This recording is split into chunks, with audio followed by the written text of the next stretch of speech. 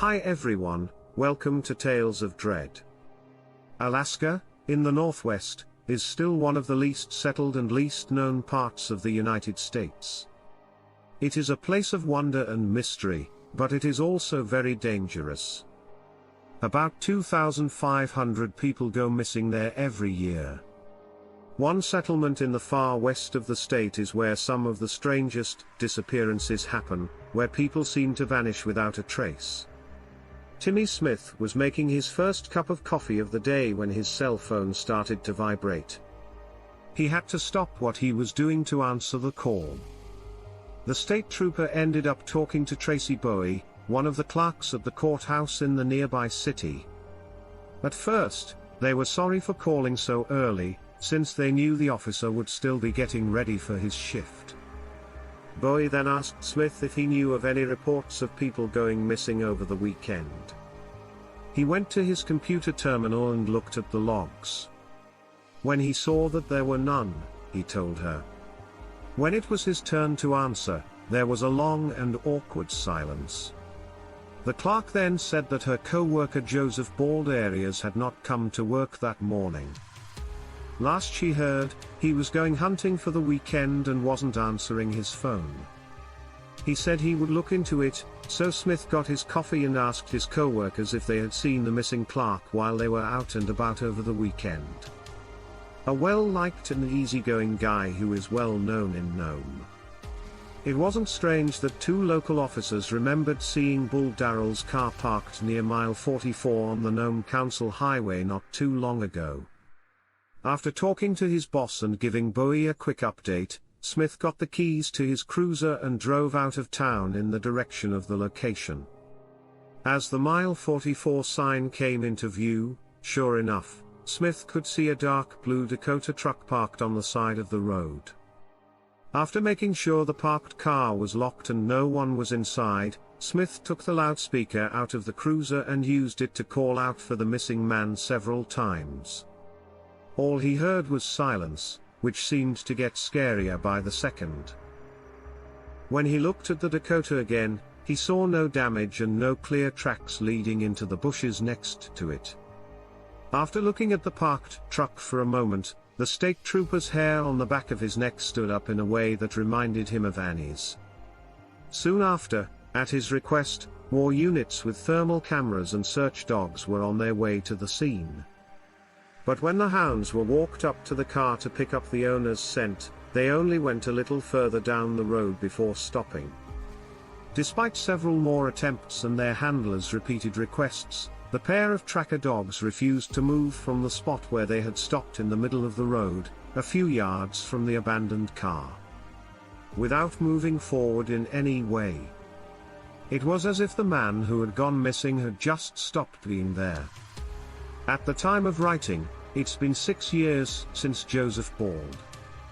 There has gone on his own to hunt animals in the countryside near his home and has never come back. The search for him took 5 months and cost tens of thousands of dollars. During that time, people from many law enforcement agencies and emergency services helped look for him, but they never found out what happened to him. A local court said he was legally dead a year after that. The Baldarias case is still one of the most mysterious and frustrating cases of a missing person in Nome's history. The 36-year-old was a fit and healthy outdoorsman, who held a position of responsibility in the community and had a large group of family and friends. Baldarias didn't have any known medical or mental health problems when he went missing, and he was making plans to marry his fiancée and move across the state to settle down in Juneau. Investigators have never been able to come up with a good reason why Baldarias would leave on his own. And they haven't been able to come up with a good idea for how he might have disappeared for reasons beyond his control. There wasn't much evidence at the scene that he had ever left the area around his car. For example, there were no tracks or damage in the nearby plants. The idea of an animal attack was ruled out because there was no blood or torn clothing. There was also no evidence of an accident or a crime. Perhaps the most worrying thing about the disappearance of Joseph Bald Aries is that it's not the first time something like this has happened in the same city. Nome was first settled at the start of the 20th century, when it was discovered that there was a lot of gold hidden in the ground nearby. Many adventurers and prospectors flocked to the remote area in search of wealth, and as they did so, businesses and services related to their ventures grew up over time. As the gold slowly lost its value, so did investments in the city, but because it is far away and hard to get to, it has stayed an important place for trade and transportation. It has 2 airports and a busy port area, which is how most people get into or out of the city, since the roads leading out into the countryside don't connect to any major highways or towns. There have always been rumors about people going missing in and around Nome, and most of the time it's about native people. But it wasn't until the late 1990s that it became clear how many people had gone missing. Up to 30 people from the town had disappeared under mysterious circumstances. Every town or city has its own set of people who have gone missing, and while 30 cases in 50 years may not seem like a lot, Nome's population of less than 4,000 puts this number well above the national average. Families of those who had gone missing had been pushing for outside help with the investigations for many years, saying that they didn't think the local police were doing enough to find out what happened to their loved ones. But it wasn't until the summer of 2005 that they finally were able to do this. When Erika Pataki's mother asked the state attorney about her missing 21-year-old son, Eric, he was from an Inupiat settlement on nearby St. Lawrence Island. Lawrence Island, where he was visiting Nome when he went missing. His family had told him not to go to the city because many people from their community had gone missing there, but he was sure that nothing bad would happen to him. When Eric's pregnant girlfriend told the family that he had never left the country, he changed his mind. The missing man was looked for on land and at sea, but no clues were found about where he was. After going over the case and the cases of the other missing people in the city, the government gave the property to the FBI, which then did a full review. In their report, in which they were asked to look for signs of a killer or group of killers in the area, they didn't find any signs of wrongdoing. Instead, it talked about how harsh the weather was and how the land around the town was flat and open. In most of the cases that were found, it was said that alcohol played a role. Profilers found that many of the missing people were men who went to local bars or drank too much before they went missing. It's likely that they died of exposure after wandering out of the city and into the countryside. Even so, this doesn't explain why the bodies of the missing people have never been found, especially since there are no hills or thick brush anywhere near the city limits.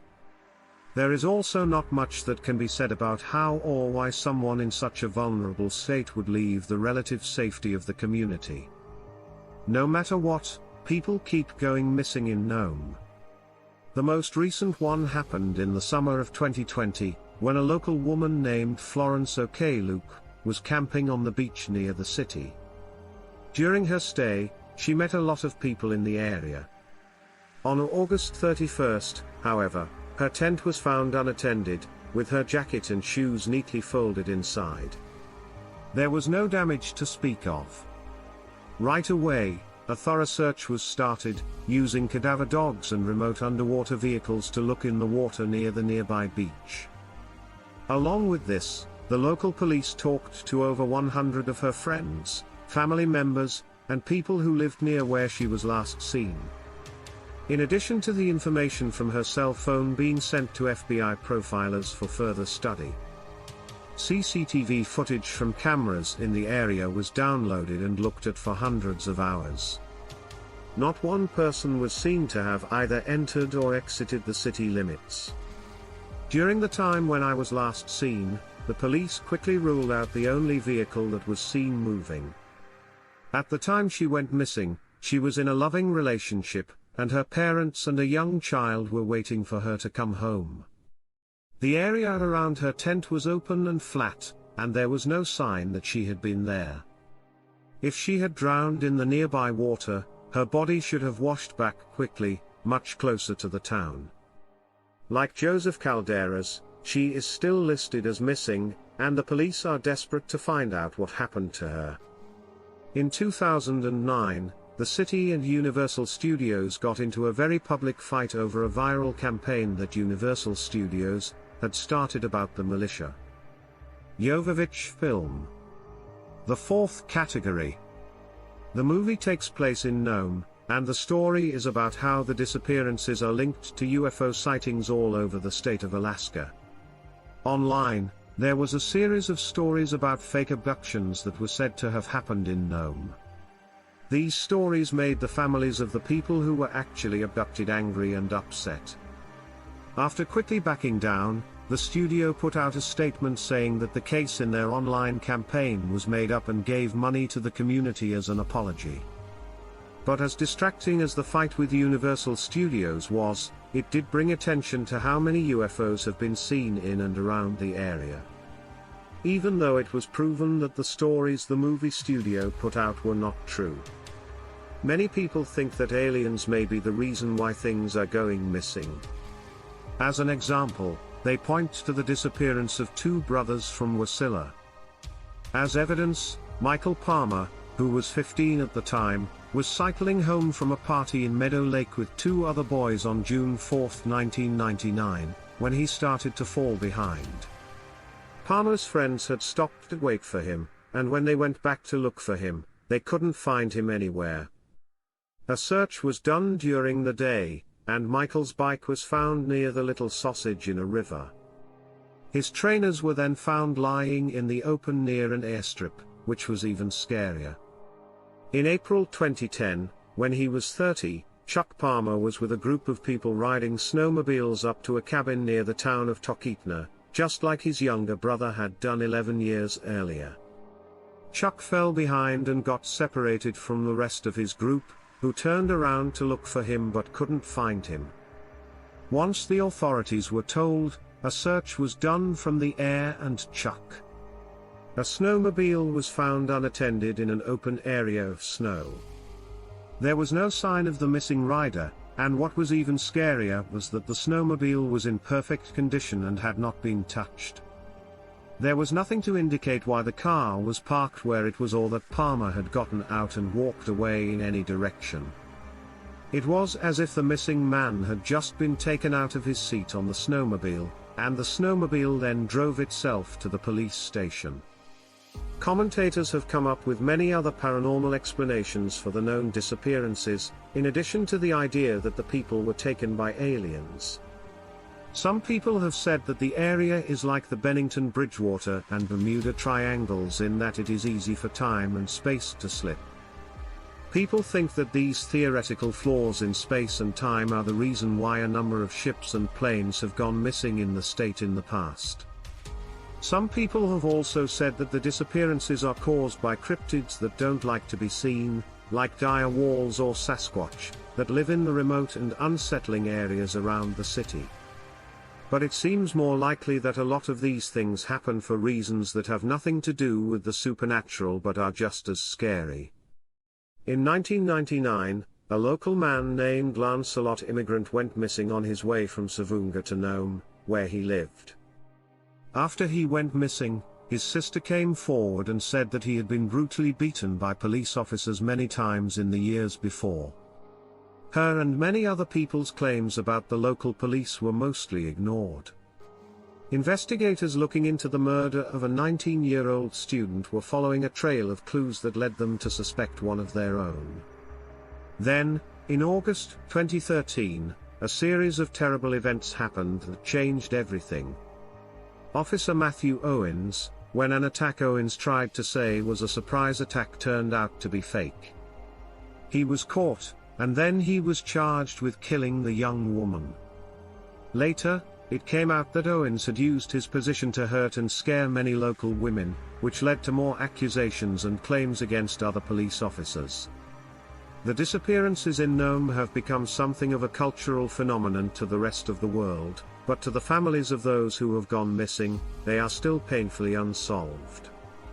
There is no clear reason why their loved ones would have been hurt, and the geography of the area makes it easy to find evidence of any possible crime. These disappearances are still sad and hard to understand.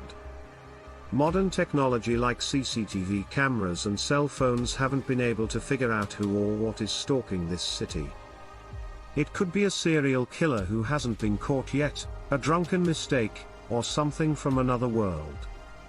We can only hope that the truth will come out soon and that the families of the people who have been taken will get the answers they need so badly.